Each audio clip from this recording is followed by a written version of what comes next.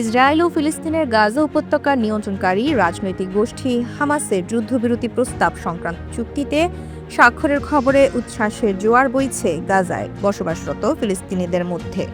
কেউ খুশিতে কাঁদছেন, হাততালি দিচ্ছেন, কেউ বাঁশি বাজাচ্ছেন, কেউ গান গাইছেন, নাচানাচি করছেন এবং চিৎকার করে বলছেন আল্লাহু আকবার। ইসরায়েলি প্রধানমন্ত্রী বেনিয়ামিন নেতানিয়াহু এই চুক্তিকে ইসরায়েলের জন্য একটি মহান দিন বলে অভিহিত করেছেন।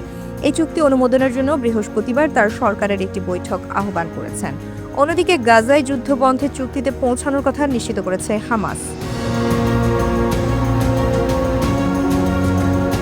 শান্তি চুক্তি সই হওয়ার খবরে উচ্ছ্বাস প্রকাশ করতে দেখা গেছে গাজাবাসীকে। ইসরায়েলেও অনেকেই আনন্দ প্রকাশ করেছেন। বেশ কিছু ভিডিওতে গাজাবাসীকে যুদ্ধবিরতি চুক্তি খবরে উদযাপন করতে দেখা গেছে।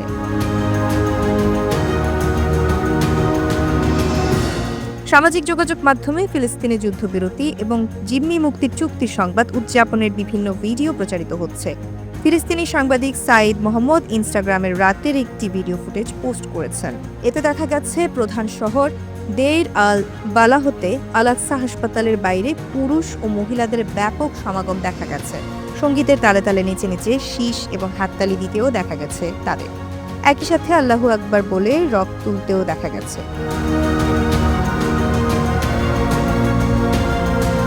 এদিকে এই শান্তি চুক্তির জন্য শুভেচ্ছা জানিয়েছেন বিশ্বের বিভিন্ন নেতা। জাতিসংঘের সেক্রেটারি জেনারেল অ্যান্তোনিও গুতেরেস সব পক্ষকে এই চুক্তির সব শর্ত মেনে চলতে আহ্বান জানিয়েছেন। গুতেরেস বলেন, এই দুর্ভোগের অবসান হওয়া উচিত।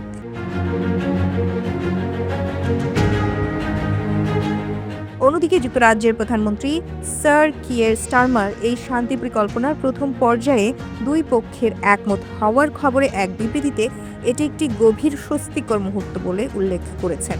তিনি আরও বলেন, গাজার জন্য প্রেসিডেন্ট ট্রাম্পের শান্তি পরিকল্পনার প্রথম ধাপে একটি চুক্তিতে পৌঁছানোর সংবাদকে আমি স্বাগত জানাই।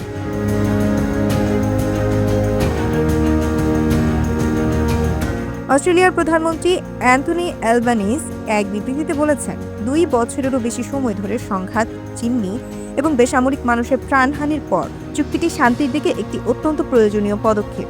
আমরা সকল পক্ষকে পরিকল্পনার শর্ত মেনে চলার আহ্বান জানাচ্ছি।